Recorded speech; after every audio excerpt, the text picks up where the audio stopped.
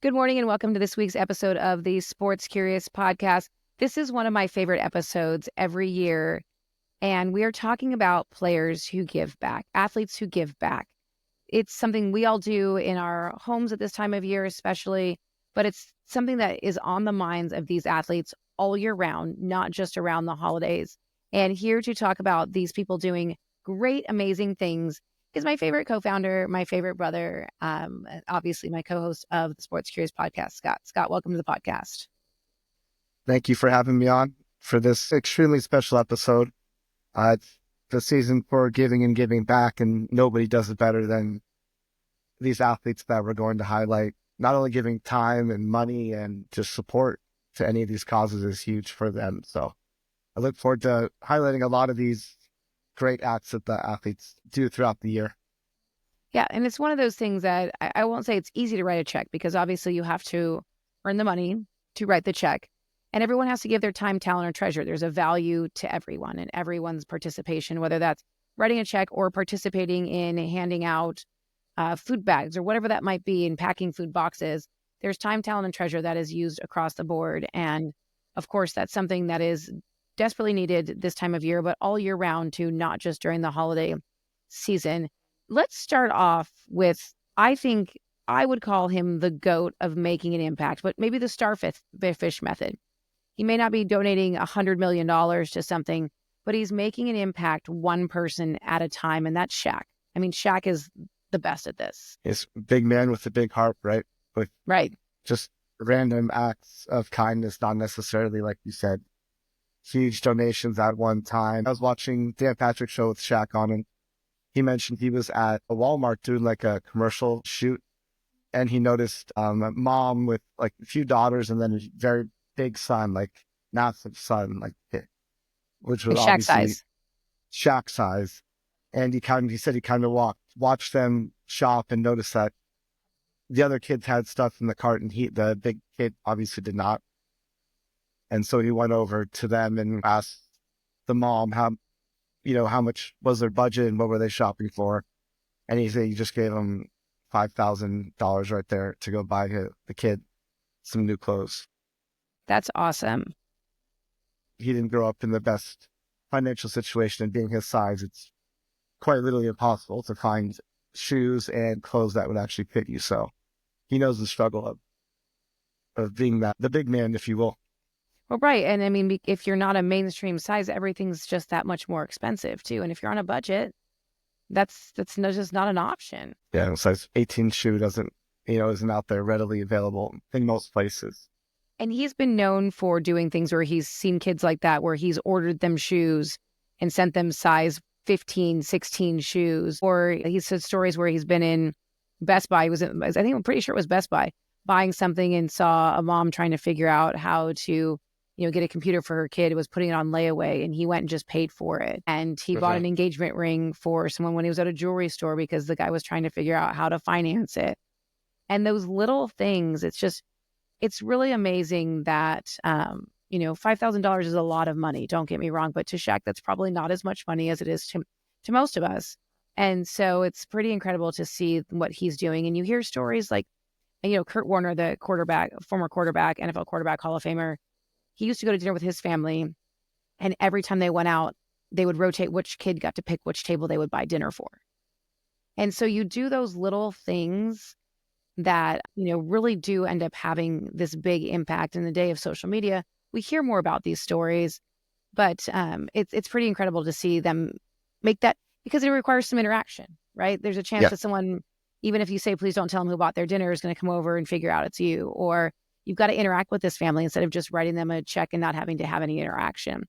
And so it's pretty cool to see him doing things like that. Yeah. And then there's one of those ones I think is also kind of along the same lines is Cristiano Ronaldo. He's a soccer player, obviously. He has done things like selling his best soccer player in the world trophy to raise money for Make-A-Wish. He has been known to bring kids in from war-torn countries. I mean, he's really that person that rolls up his sleeve. He's a frequent blood donor. All of these amazing things where he does, and he auctions off these trophies and coveted awards for proceeds going to charity for life-saving medical treatments for kids. I mean, it's neat to see these guys really just stepping up. And I think a lot of these things, I don't know if it's even known that he was the one that paid for it or made that contribution.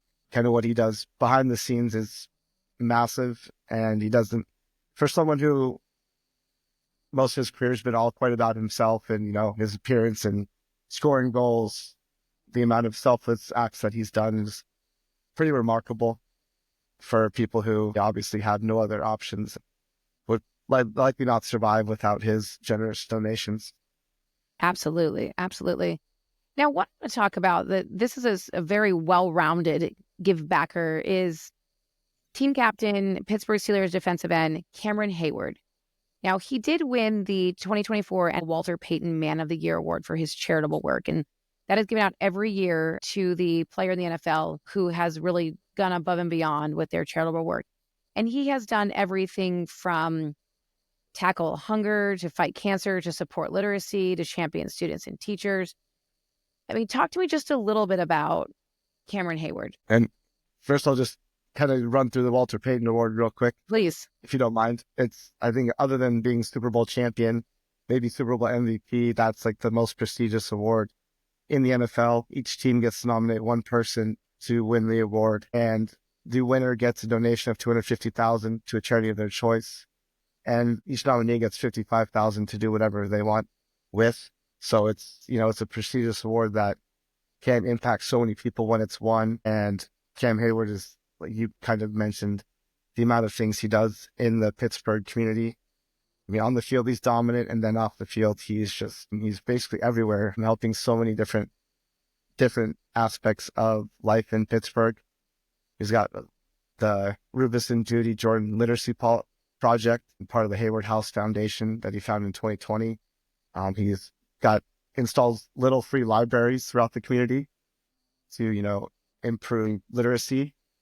He provides over 9,000 nutritious meals for kids. I mean, really, it goes on and on in what he's done for the community. It's just truly remarkable. And these are all, they take a lot of effort too, on top of playing football. So to have the time away from the field to do it is truly just magical. It really is, because it does take the thought process, right? There's so many causes and there's so many great causes out there. And for him to narrow that down to things that really impacted and honored his late grandparents. He has, his father died of brain cancer, so he supports the Brain Tumor Foundation with scholarships for brain tumor patients and their families, pursuing post-secondary education. The one I wanted to kind of point out, though, when he was sidelined with an injury for 6 games last season, or the 2023 season, he invited local high school athletes who were also injured to the Steelers practice facility to watch practice, meet the team, and just talk about overcoming adversity, especially, if you were injured in the height of your career, and if that's high school as you're trying to make your way into college, to have that discussion around some of the challenges that faces. It's pretty neat to see that he has gone above and beyond. And there's a saying of those who are given much as expected, and he is definitely that person who is really fulfilling that void of in the Pittsburgh area. And I think the inviting the injured kids, like, probably one of the most impressive things he's done, right? Like, that can have an impact on those athletes for the rest of their lives, and really took no money to do so. Right. And it just took time. Personal interaction to think that would be a great idea while he's going through such a tough time. Because being injured in the NFL is not fun. You're not really with the team. You're kind of by yourself in solitude. So that's really, really a wonderful thing. Absolutely. And one thing I do want to mention when you're talking about the Walter Payton Man of the Year, now each team has a nominee who will receive up to $55,000 to their charity of choice. And the person who wins, so in this case, Heyward, will receive a donation of about $250,000 to the charity of his choice. So it's really neat to see that they do honor players from each team who are doing great work and stepping up, and then they pick the finalist or the winner from that pool of candidates, if you will. And we've had players like Eli Manning, and I'm blanking on anybody else in the world that I might be thinking of, athletes. Dak Prescott, I think 2 years ago. His speech. Amazing speech. Oh my gosh. Kind of remembers, yeah. he's done some phenomenal work in honor of his brother who committed suicide, his mom who died of cancer. And his speech, remember you texted me to say, hey, turn this on, because it was so good. It gives me chills even thinking about that speech. And it was fan. Kudos to Cameron Hayward and his family who continue to give back in the Pittsburgh area. Now let's move on let's talk a little about baseball. Salvatore Perez, who plays for the Kansas City Royals, there's an award in baseball called the Roberto Clemente Award, which is bestowed also annually and represents the best person in baseball with character, community involvement, philanthropy, positive contributions on and off the field. And Perez, who's a phenomenal baseball player, also gives back in his adopted hometown of Kansas City, but his actual hometown of Valencia, Valenzuela, where he grew up, and in Colombia, where he distributes food and kitchen supplies to nearly 2,000 houses a year, has provided aid to 10,000 families in the area. And then, like you said, the Roberto Clemente Award is so special because, unfortunately, Roberto Clemente passed away in a plane accident on the way to give relief to earthquake victims, I believe. Was that that was it? I mean, he was constantly giving back to his community and where he came from. And then, unfortunately, it ended up costing him his life, but his legacy lives on with this award. And Perez, on and off the field in Kansas City, he's brought them a World Series, and then he's off the field in the community distributing meals, like you said, and provided baseballs to like over 200 kids, free gear, clinics that promote education and safety. And he's made donations to like the Urban Youth Academy for $1 million, which is an incredible amount of money, and also works with ALS and childhood cancer organizations. Yeah, it's incredible to see what he's done with his abilities. Cruising through to basketball, we've already talked a little bit about Shaq, obviously. I want to talk about, let's just stop and touch really quickly on Michael Jordan, who is a philanthropist, big word there for me today. Yeah. He's made $1 million donations to different organizations for children's support. He has a foundation in honor of his father that supports poor communities in North Carolina and Chicago. And then his Jordan brand he set up for success to give back as well. And he's obviously one of the most recognizable and famous athletes on the planet, with his Jumpman logo and his shoes continue to remain as popular as ever. Even as far further away we get from his career, I think he gets better and his legacy gets even stronger on the court. And off the court, he's doing amazing things, like you said. And I think he's even opened up hospitals in North Carolina for underprivileged communities and continues to give hundreds of millions of dollars. Yeah, and his Jordan brand is committed to giving $100 million between 2020 and 2030, which is pretty incredible. Now let's talk a little bit about the award in the NBA, the J. Walter Kennedy Citizenship Award, which is a similar capacity as the Roberto Clemente Award and the Walter Payton Award.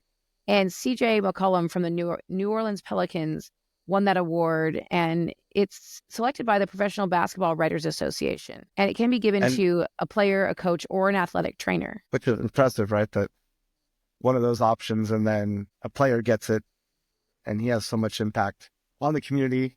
And it's actually named after the second commissioner, which I think we both just found out about this. Yep, I didn't know this award existed. So I'm so happy to be able to share that with our audience. Absolutely. Walter Kennedy, second commissioner of the NBA, and now he's honored with this award.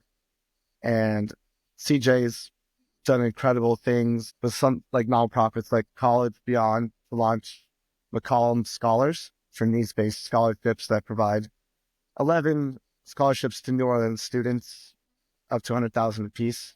So he's out there in New Orleans doing incredible things within the community to get people degrees and get them to college. Absolutely. And I think it's neat to see them, help those people pursue 4-year degrees. But also part of that is he's offering academic coaching services, mental wellness resources, which I think is a huge capacity, career preparation, internship placement. Those pieces are such challenging pieces of the puzzle. And so to have that support system built in, the work he does with the Boys and Girls Club of Metro Louisiana, where he's stocked a center with new laptops and tablets and smartboards and a library, and a podcast studio. I mean, there's so many things that you see them all do, and I think that's just the capacity to see where we can help those who need it is phenomenal. Yeah, and I think it's called what he opened is called the Dream Center.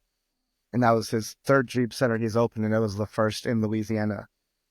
So he continues to open up different branches of the Dream Center to help these kids with a beacon of hope and safe haven. Yeah, it's absolutely incredible. And the last one I want to touch on really quickly before we close out here is Dale Earnhardt Jr. We obviously all know the name.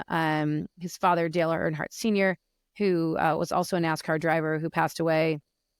Dale Jr., he's raised $1.3 million in 2023 and supported 70 groups and organizations, charities, and he goes once again back kind of with a starfish method.